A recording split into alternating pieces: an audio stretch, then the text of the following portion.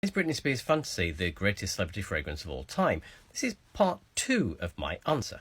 I said in part 1 that I'll link below that it's the smell. It is a gourmand which is mixing sort of childish, childhood memory type smells with more mature notes of things like musk. In and of itself, that's not unusual. Lots of fragrances do that, but I think we've got a couple of points that we really need to note. Before we go on, we need to give props to the person who created this, who is James Krivda, who is a senior vice president of a company called Maine, who do a lot of celebrity fragrances. He used to work, I think, at Firmtech, so he's got quite a number of things under his belt. So let's think of this from a marketing point of view.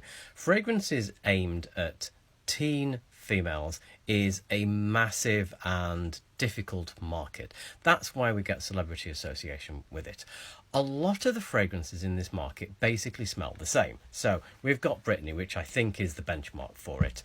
Amidala, the Star Wars one from Disney, the Ariana Grande, the Katy Perry. These are all basically the same fragrance. To me, and I think a lot of people, the Britney is just better because it has a depth and sophistication to it that the others lack. And we need to take a moment to appreciate the engineering and economics behind that. This is a cheap fragrance. Here I've got like that one's $1,000 for the same size of that, and I've got Roger Doves which are the same.